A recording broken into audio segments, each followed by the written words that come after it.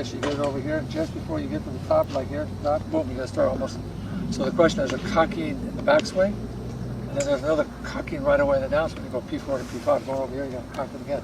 So if I said to you one time, go over here like this, and then try to throw the club as fast as you can this way. Yeah, when Mac was teaching me this delay of recocking, you know, it gives you a real buggy whip. You know, you have to work at it and see if you can, how much you can put in and really get out at the bottom. But that's where the velocity of the club head lives. Give it a shot, guys. If you one time, go over here like this, and then try to throw the club as fast as you can this way. And then guess what? Then you go, you can't dump it off. Okay, good. One more time. Feel the stretch?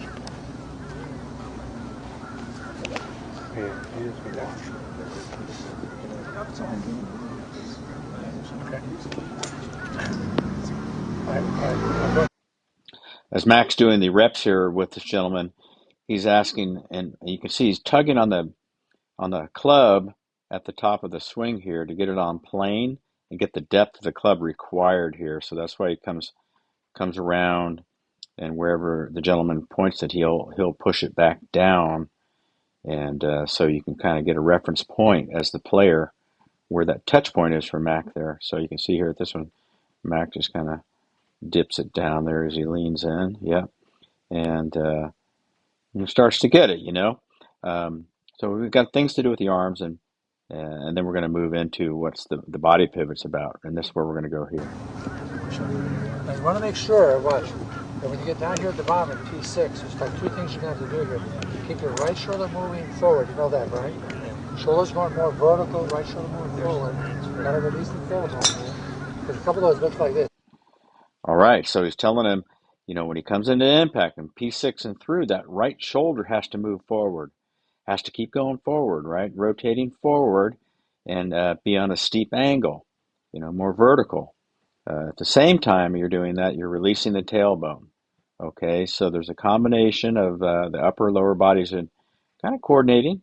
And Mac is very, very big in releasing the tailbone to relieve pressure, for one thing, from the back, because it's a natural motion. If you allow yourself to extend up and through, your tailbone should be tucking under. You will not keep your ass on a chair back there, guys.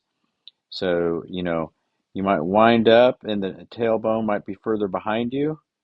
But when you come through, you're going to release that tailbone diagonally towards right field as you start to rotate up and forward, getting that weight on the front foot.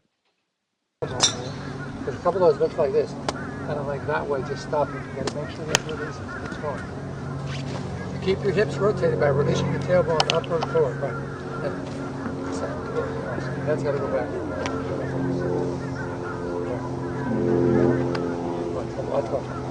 Your head's going like this.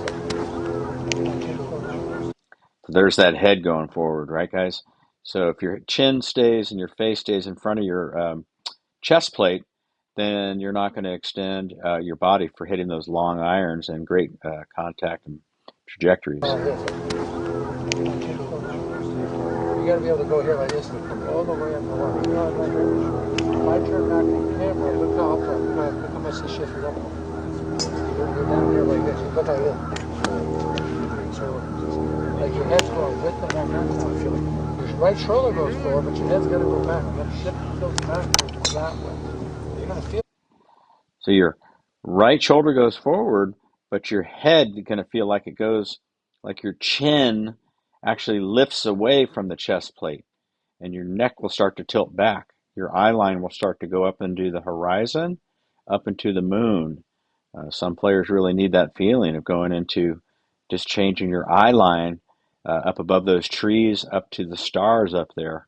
And you might, you know, give that a go, guys. If you actually focus on that, you'll feel an extension of your body that automatically will happen because you are changing the flashlights, if you will, of your eyeballs to go from directly, head high, tilting back up to the stars. And when you're doing that, you'll be able to move the tailbone up and forward, which is what we're all after. Up and be up this way. You must get that. Watch, you get 5, 4, 3, 2 arm, 3 withdraw. You You must do that shift. You must go here and get this over and up and be up this way. You must get that. Keep your weight left when you pick your body. Yeah, that's what Mac helped me in my video that's available to you guys. If you go to paulgormangolf.com, it's in there. Mac and me, 2003, and I asked him the question about the long irons, and you got to cock your wrist different, get the shaft vertical. You got to change things. And up and be up this way. You must get that. Keep your weight left when you pick your body. Put your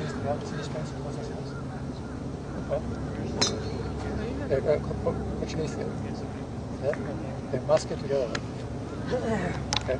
So for the ability to go here, you gotta keep. So getting forward, getting the legs together, the pressure points of the thighs down there. Hogan was a big one on that, and he used to think of putting a coin between his legs and squeezing them through there. So getting the pressure points together, there's a lot of them, but you want to focus on that lower body to allow yourself to. Head goes back. Good smack on that. Rotate freely, right? And get that extension going so that your eye line is starting to tilt upward. Head goes back. Nice, right there, excellent. You hear him say, head goes back. Release your tailbone. Head goes back. Nice. Release your tailbone. Head goes back. You know. Excellent. Beautiful. It's pretty awesome. Mac is just command central. He is always talking, always, referencing what you should be doing. I try to do that with my students for sure. And the last inputs that you hear usually are what gets put in there. Pressure, keep moving forward.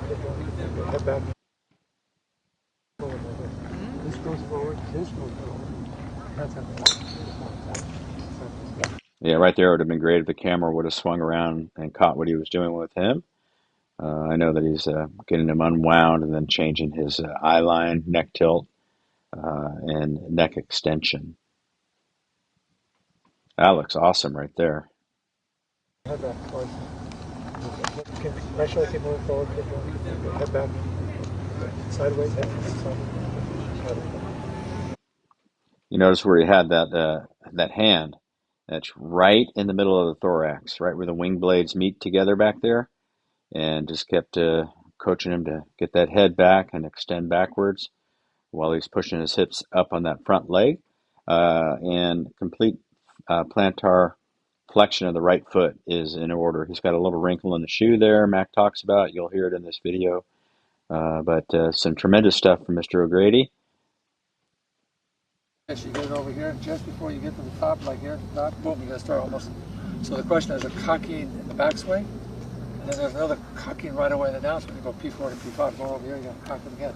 So if I said to you one time, go over here like this, and then try to throw the club as fast as you can this way, then guess what? Then you go, you can't dump it off fast. All right, so you signed up for Morad. That's awesome. Mac O'Grady, one of the hardest hitting golf ball that I've ever heard in my 2003 school with him, Vegas. So what you're going to learn here is how to set your body on the ground, how to get your center of balance, your center of gravity, as we say, pivoting, keeping yourself organized with your head, the wrist joints, how they set to accelerate the club down with the pivot train. Right side coming through, elbow, hip, shoulder, everything accelerating through with a bunch of speed and balance. Mac looked the smoothest as anybody, like a Ben Hogan.